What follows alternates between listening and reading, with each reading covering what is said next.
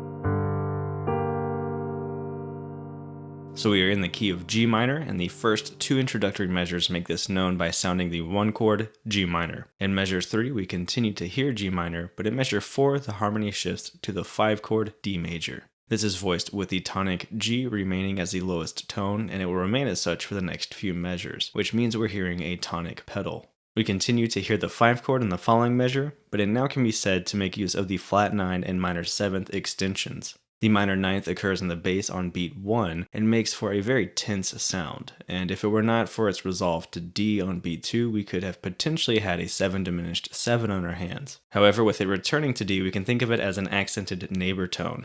The minor 7th also occurs only briefly as it appears in the melody. Due to the brief durations of these extensions, we can also choose to simply think of the underlying harmony as a simple D major triad with a tonic pedal beneath.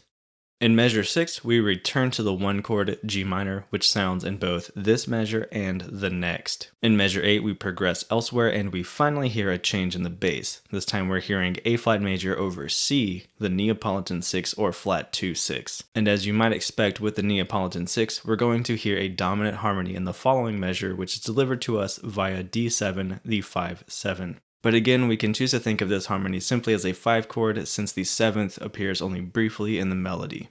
And unlike before, we're now hearing the 5 chord at its fullest with D in the bass rather than the tonic G. And with both the predominant Neapolitan 6 and the dominant chord in root position, we're hearing quite a strong resolution to the tonic G minor. The next phrase sounds as though we're going to hear another G minor harmony, but we're provided a nice surprise by hearing G7, the 5-7 of 4, which resolves as expected to C minor, the 4. This progression of fourths continues with the following measure sounding F7, the flat 7-7, and then B flat major, the flat 3. After B flat major, however, the progression of fourths ceases and harmony descends by a minor third to the 1 chord G minor. We then hear yet another A flat major over C, the flat 2-6, only this time it does not proceed directly to the 5 chord. Instead, the pull towards the 5 chord is increased by the bass rising to C sharp and the rest of the harmony sounding a C sharp diminished 7, the 7 diminished 7 of 5. And though it might be tempting to call this an A7 over a C sharp, since we have A appearing in the melody, it's important to notice the B flat is residing in the lower portion of the piano voicing, and with A occurring only on upbeats, it's very easy to hear these as melodic embellishments. Of course, depending on how you perceive harmony, you can choose to go the route of calling this an extended A7 flat 9 over C sharp, but I'm going to leave it labeled simply as C sharp diminished 7. Either way you perceive it, we're going to follow this harmony with a resolution to the 5 chord D major, and this sounds for the next 2 measures, which means we have a 5-bar phrase rather than a 4-bar phrase. After this, the next 2 phrases will repeat harmony we have already heard. We have the same harmony as found in measures 3 through 7, as well as measures 8 through 11. The only difference in this last phrase is that we hear the last harmony G minor has been doubled in duration, which makes for yet another 5-bar phrase. And at this point, we're going to switch over from harmony to melody and see what we can pick up on. Starting in measure 3, we begin on the 5th scale degree D and descend by stepwise motion to the note A. The melody then leaps to and from the note D, but the second time it leaps up to D, it continues upward and leaps again to F sharp. This not only arpeggiates the D major triad, but also has the melody landing on the leading tone of G. Rather than resolve this leading tone upward, however, the melody falls down and makes its way to the minor 3rd scale degree B flat. And you can look at these 4 notes as a variation of this previous set. Except now the end goal is B flat rather than A, so we're going to leap from C to A and then resolve upward to B flat rather than pass through B flat in order to land on A.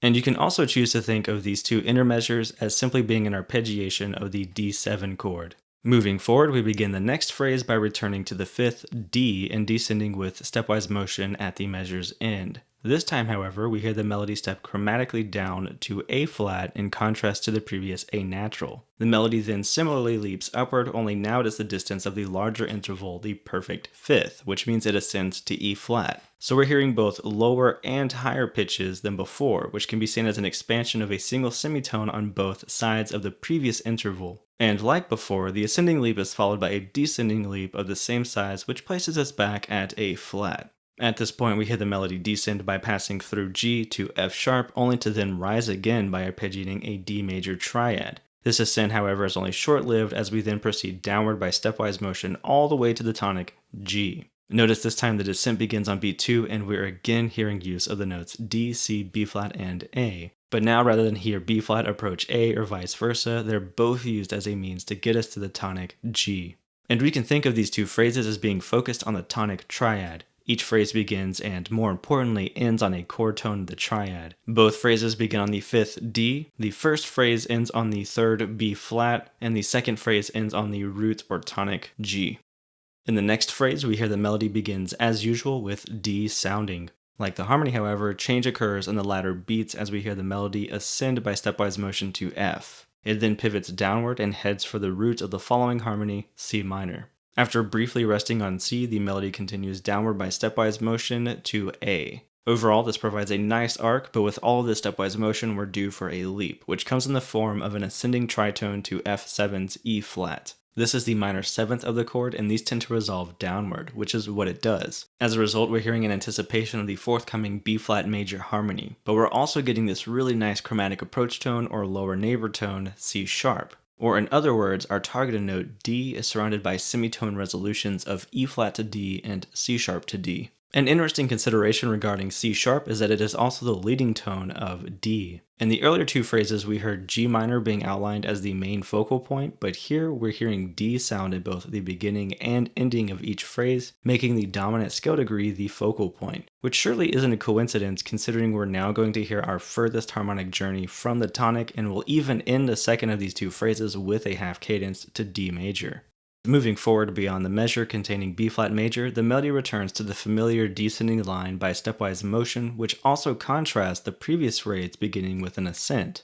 Rather than proceed directly to A flat as we had in measure 8, we hear a bit of variation due to the melody leaping up to E flat and creating a downward arpeggiation of an A flat major triad. And rather than use G as a passing tone to F sharp like before, A flat is repeated so that G falls on the downbeat of the following measure. This of course makes sense considering G is now the diminished 5th of the sounding harmony and F sharp would be a 4th. From G, the melody passes upward through A and lands on the diminished 7th B flat. It then sounds A again, only this time as a lower neighbor tone, and after the return to B flat, the melody leaps down to G and then ascends by leap to D. And from this point, we now hear, like the harmony, repetition of previous content, which we don't really need to cover again. So overall, we're looking at some really strong melodic writing that balances both stepwise and leaping motions. It is also a melody that reinforces the underlying harmony by focusing on chord tones, and solidifies melodic ideas by reusing material either directly or with variation.